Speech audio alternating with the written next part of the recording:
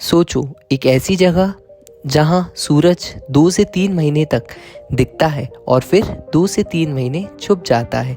दिन और रात की डेफिनेशन ही अलग। वेलकम टू ग्रीनलैंड, दुनिया की सबसे बड़ी आइसलैंड, जहां बर्फ नहीं, ग्लोबल पावर गेम मेल्ट हो रहा है।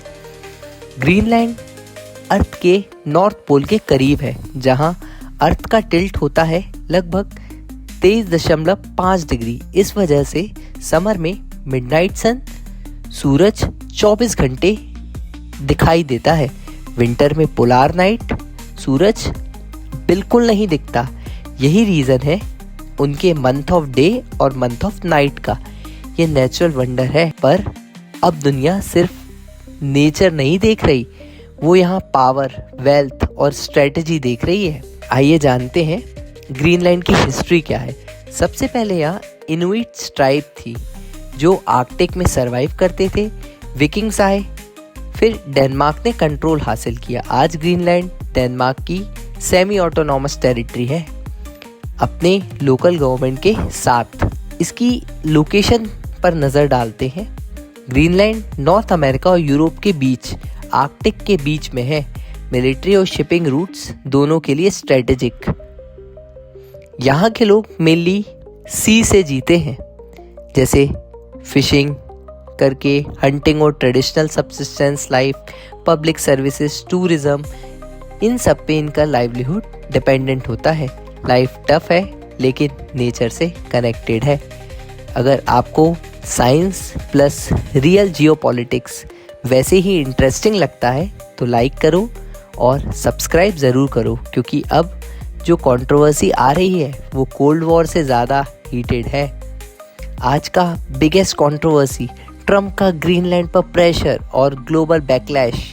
यूएस प्रेसिडेंट डोनाल्ड ट्रंप ने फिर से कहा है कि अमेरिका को ग्रीनलैंड चाहिए, स्ट्रेटेजिक रीजंस और रिसोर्स के लिए।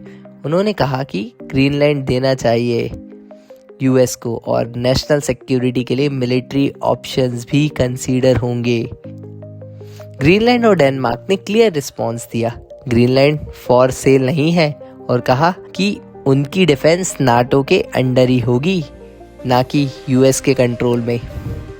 यूरोपियन कंट्री जैसे फ्रांस, जर्मनी, यूके और अदर्स अपने ट्रूप्स ग्रीनलैंड भेज रहे हैं, नाटो सॉलिडारिटी दिखाने के लिए, ये बताने के लिए कि ये वन नेशन के एजेंडा की जगह नहीं है। डेनमार्क ने स्ट्रांगली वार्न किया है कि अगर यूएस किसी भी तरह से ग्रीनलैंड को टेक ओवर करे तो इसका मतलब नाटो का एंड भी हो सकता है, क्योंकि एक अलाय को फोर्स से लेना अलायंस के रूल्स के अगेंस्ट है।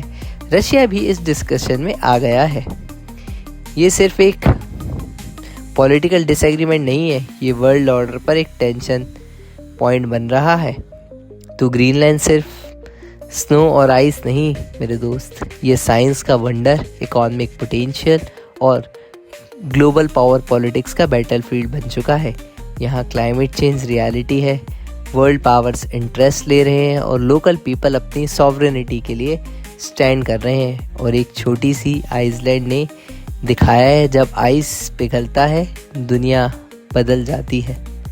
Thanks for watching. Like, subscribe और बेल आइकन को दबाना मत भूलना। अनमोल सूद साइनिंग ऑफ।